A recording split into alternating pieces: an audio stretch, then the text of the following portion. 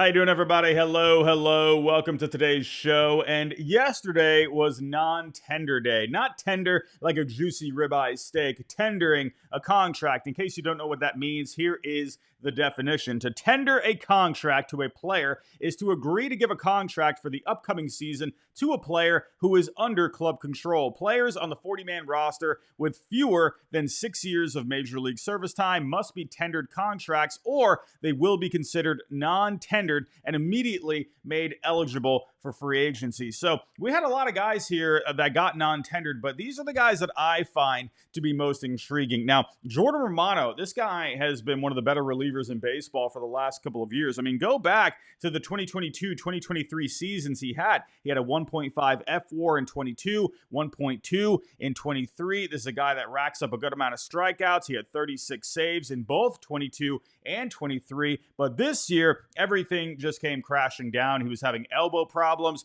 He ended up getting arthroscopic surgery. He was throwing towards the end of the year, so who knows what his status is for next season. But yeah, last year it was not a good time for Romano. But this guy, when he's healthy, has great stuff. He could absolutely be a guy that you put at the back end of the bullpen. But for the Blue Jays, I can understand them wanting to move on. They were dead last when it came to relief pitching last year. I mean, they had an ERA of 4.82, a FIP of 4.84. So yeah, that's just not going to get it done. They need to address this bullpen this offseason. Now, maybe Romano can come back on a cheaper deal. Now, last year, he was making $7.75 million. So yeah, when you don't know what the elbow is going to be looking like moving forward, that's a lot of money to be giving to a guy. So I wonder if maybe he goes back there on a cheaper deal. We'll see. But if he is healthy, I mean, there definitely should be a market for him out there. Teams are always looking for guys to put at the back end of the bullpen. Now, there was another closer out there that got non-tendered. People were pretty surprised about this one. Kyle Finnegan, you see the ERA, 3.68. FIP was a little higher at 4.25, but overall, this is a guy that's,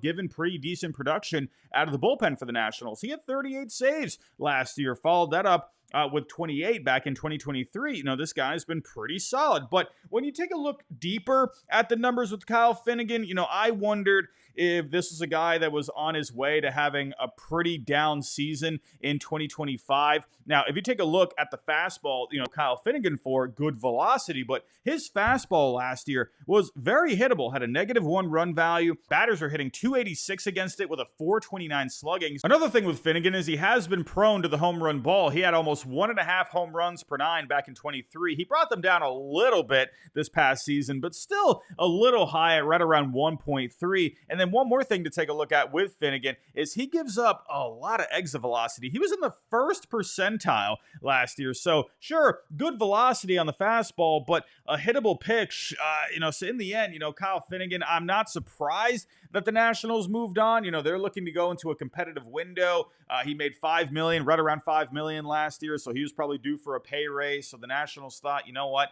Probably not worth it. We're going to explore other options. Maybe he could come back at some point, but we'll just have to wait and see. Another guy out there, Patrick Sandoval, he is not going to pitch in 2025. Had to get Tommy John surgery, but I think he could be a sneaky free agent signing this offseason. Now, take a look at the numbers here. 16 starts last year with the Angels. ERA was high at a 5.08, but the FIP was a lot better at 3.87. Pretty solid strikeout numbers, 9 strikeouts per 9 last year. The walks were a little high, just under 4, but this is a guy that keeps the home runs in the yard, right around half a home run per 9 in 2022, under a home run per 9 in 23, and same thing this year. So Patrick Sandoval, yeah, he's not going to be pitching this coming year, but I could see a team out there signing him to a 2-year deal. He can rehab in 25, and then he could be a guy that you can put at the back end of your rotation for 26. So look out for Patrick Sandoval. There was also Griffin Canning. Now, this pretty much confirms that the Jorge Soler trade was a salary dump, but a lot of people were wondering, well, the Braves took back Griffin Canning in the deal. Maybe they see something with him that they can fix. Maybe he could be a guy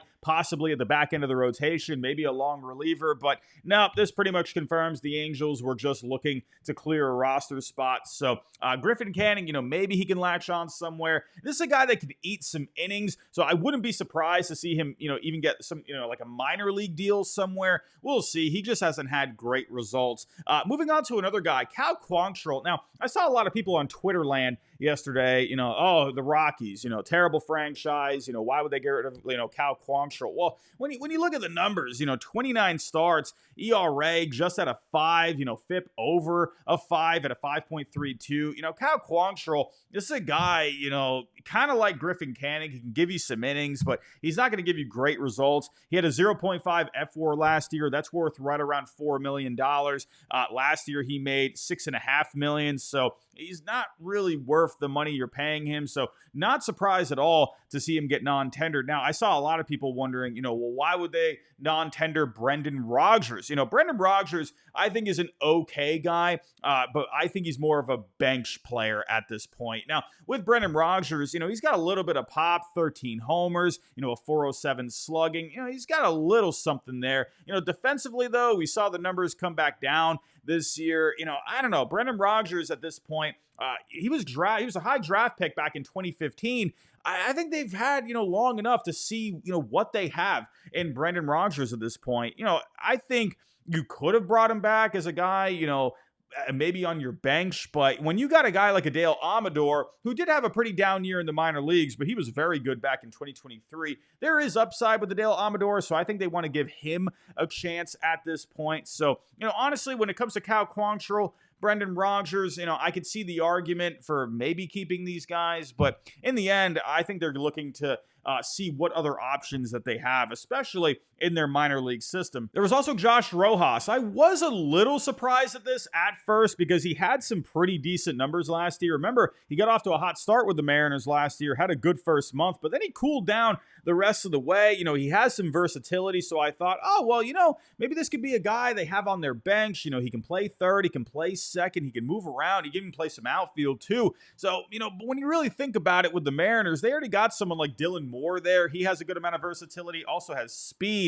So I think they value that a little bit more there. And then they already got someone like Ryan Bliss who could play second base. And then there's the free agent market, right? They could go after possibly, Gleyber Torres, maybe Hai-Sung Kim from the KBO. Maybe they can go after a third baseman out there, maybe even someone like Yohan Moncada possibly, see if maybe they can get him back on track. I don't know. I just think with Josh Rojas, he was, pretty expendable at this point, especially when you have Dylan Moore and then you can just go after someone on the market. A couple other guys here, Dylan Carlson, I think he's notable because, he was a top prospect at one point. He just has not been able to figure it out at the major league level. I do still think there's some upside there. When you got guys, they were high prospects at one point, high ranking prospects. I do think there's always going to be something you can tap into. He went to the Rays. The Rays, they've been an organization that's been able to get a good amount out of players. And in the end, he got off to a pretty hot start with the Rays, and he just couldn't quite figure it out. So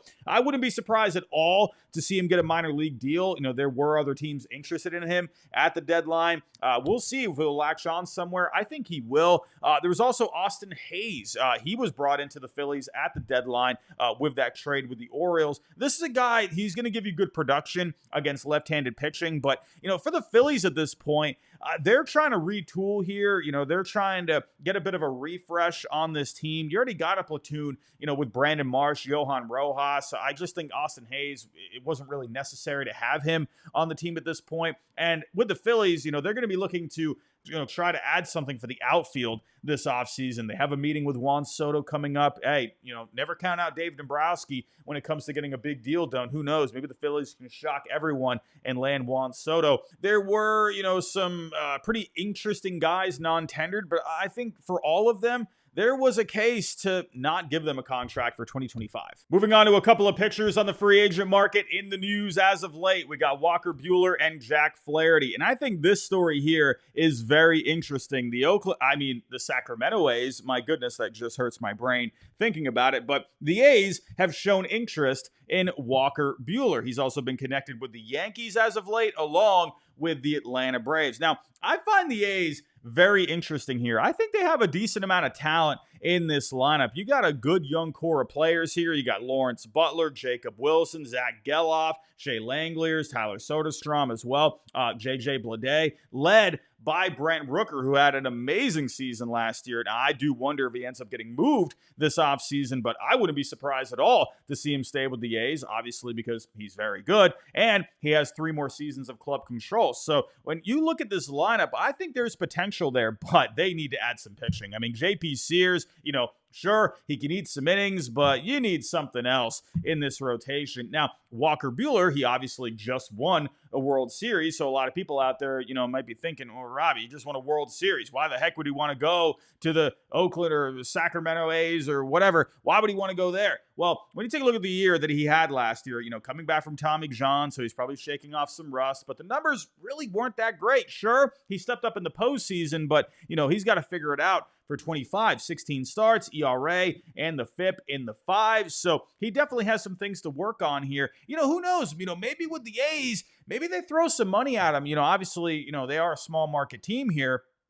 So, who knows how much they'll throw at him, but maybe they could pay him a pretty penny compared to some other teams. Maybe they could convince him. Hey, you never know. Dollars talk at the end of the day. We'll see. But obviously, when it comes to dollars, you got to think of the Yankees here. Now, with the Yankees, you got a pretty full rotation as is. Don't forget about Nestor Cortez, too. But right now, you got Cole, Rodon, Schmidt, Stroman, Heel just winning Rookie of the Year. Maybe they could move Stroman. He's on a 2-year deal.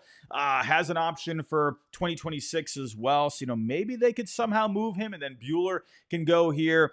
We'll see. I think the Yankees, you can never count them out when it comes to top talent on the market. And I think the Braves could be a good home for Walker Buehler. And I just mentioned earlier how, they've done well with guys over the last few years, getting them back on track. Reynaldo Lopez, he's a good example. This is a guy where last year you weren't sure if he was going to be in the rotation, the bullpen. His numbers have been up and down. And hey, they brought him in and he had an ERA under a 2 this year, one of the best pitchers in the game. So Walker Buehler, I think this would be a good home for him to get back on track. Now, moving on to another guy that just won the World Series with the Dodgers, Jack Flaherty. And John Morosi has 4 teams connected with him. He says the Dodgers, the Yankees, the Padres, and the Angels. Now, yeah, the Dodgers, I feel like they're just going to be connected with everyone. And obviously, he was just there, just won a World Series. So, yeah, that's an easy return right there. But will the Dodgers want to pay Jack Flaherty? Now, he had himself a very good year. 28 starts, ERA at 3.17, FIP at a 3.48. Easily one of the best years of his career. But over the last few years, he's dealt with a lot of injuries, so who knows what you're going to get out of Jack Flaherty moving forward. So I wonder if the Dodgers, could be a little concerned with that. Yes, they brought him in as a rental. He did help them win, but I just wonder what they think of giving this guy, maybe a 4 or 5 year kind of a deal. They also have a lot of pitching as is at this point. Shohei Ohtani coming back into the rotation, signing Yamamoto last offseason, bringing in Tyler Glasnow last offseason. So I just wonder how far the Dodgers will be willing to go when it comes to giving big money to a pitcher in a consecutive offseason. We'll see. They have been connected with guys, but I do wonder if Jack Flaherty is a guy, if they were to put big money into, would he be the guy? I don't know. Now, the Yankees, they were connected with Jack Flaherty at the deadline. It looked like he was about to go, and then all of a sudden, the Yankees, they saw the medicals, and they're like, we don't like the back issues. We don't like that, so we're going to back off. And, but hey, like I said, maybe they move Marcus Stroman, maybe they move another guy, they can make some room. We'll see. I think the Padres are interesting, right? Losing Joe Musgrove for 2025, had to get Tommy John. But when it comes to the Padres, there's been some question marks with, what they're going to be doing with the payroll here. They shed some payroll last offseason. So I'm not sure how much they're willing to spend. We'll see. Now, I think the Angels are very compelling here. Now, like I was just saying with the A's, why would a player want to go, to a lesser team like the Angels? Listen, money talks at the end of the day. The Angels, when it comes to bringing in top talent, I think they are going to have a hard time, especially with all the issues they've been having over the last several years. They haven't been able to win anything, even with all these star players that they've had. And when you take a look at the rotation, it really could use something. And if the Angels are trying to get back to some competitive ways, I wonder if Jack Flaherty could be a guy that you could throw some money at. Like I said, with the Dodgers, right? he's had the issues over the years. Will they want to invest big money into him? But if there is a team out there that can spend some money, that is willing to take a risk, I think Flaherty could be an option here. I mean, really, when you think about it, with the top pitchers on the market, I think the Angels are going to have a hard time landing those guys. But someone like Flaherty, who has question marks with the health, I think he could be a guy where if you overpay, he could definitely go to the Angels, I think. We'll just have to wait and see. He would definitely be the guy here in this rotation. He would definitely be the ace of the staff. He would be the opening day guy. So maybe that could be something of interest to him. And obviously, Southern California, I know that might be like a lazy talking point, but hey, if they need some pitching and they're willing to overpay, go drop some money on a guy, maybe. I think Flaherty could end up being a great fit for the Angels. We'll just have to wait and see. Moving on to one of the top bats on the market, we got Teoscar Hernandez. And Jon Morosi said yesterday that if Juan Soto goes somewhere else, get ready to listen to a lot of conversation about Teoscar and the Red Sox. He also said that he would be surprised if Juan Soto ends up with the Red Sox based on what he's hearing. Now, I'm just going to point out, remember last offseason when Morosi said Ohtani was on a plane heading to Toronto? I'm just saying. But before I talk about Teoscar, now with Juan Soto, I do think you have to take the Red Sox seriously. Here come the Giraffe Robbie comments. But I think the Red Sox have a lot of arguments going for them. I do think the Mets and the Yankees right now, I think you have to put them ahead in the sweepstakes here. But I think the Red Sox, they got some stuff going for them here. David Ortiz, he's very close with Juan Soto. He's been talking in the last couple of days saying he thinks he'd be a great fit for the Red Sox. So we'll see if that connection there can maybe do something. But when you take a look at the Red Sox, right, the farm system's looking great. And according to all the reports, coming from guys like Jeff Passan, Heyman, agents out there, the Red Sox are looking to be pretty serious this offseason, and it looks like they're ready to throw down some big bucks. So who knows? Maybe they can get something done for Soto. In the end, I think the Yankees and the Mets have to be the stronger contenders at this point. But if you don't bring in Juan Soto, I think Teoscar Hernandez would be a perfect fit. Now, they were negotiating with Teoscar last offseason. It looked like a deal was going to get done at one point, but they couldn't come to the right terms that he was looking for. So instead, he took a one-year deal with the Dodgers for more money to bet on himself. And boy, oh boy, that absolutely worked out. 33 home runs this year, a 501 slugging, a 134 WRC plus, won the home run derby, won a World Series. Yeah, Juan Soto would be amazing, but I do think they need to add a right-handed bat, and Teoscar, I think, would be perfect here.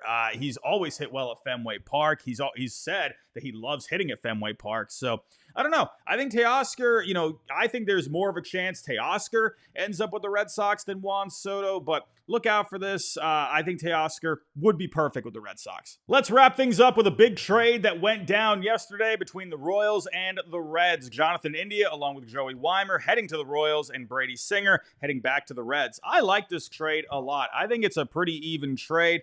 Brady Singer, as you can see here, a median value of $16.8 million according to Baseball Trade Values. Jonathan India at 15.3. Joey Weimer is a prospect that has some upside. He's a power speed threat, so that ups the package a little bit there. But in the end, I think this is a fair trade. I think both sides are winning in this deal. The Royals, I think, needed a bat. They needed something else in this lineup. Yes, Bobby Witt Jr., Vinny Pasquantino, Salvador Perez, that's great, but I think they needed a bit more of a consistent bat. This lineup had their ups and downs this past year. India had the best season of his career since his rookie year. Overall, through 151 games, had a WRC plus of 108, gets on base very well. This is a guy that I think is going to be a good table setter for the Royals moving forward. I think they needed a bat like this. Good clubhouse guy as well. I think it's a great fit. And I like it for the Reds too. With the Reds, yes, they got some talented arms. You got Hunter Green, you got Nick Lodolo. Don't forget about Rhett Lauder. I'm excited to see what he can do next year.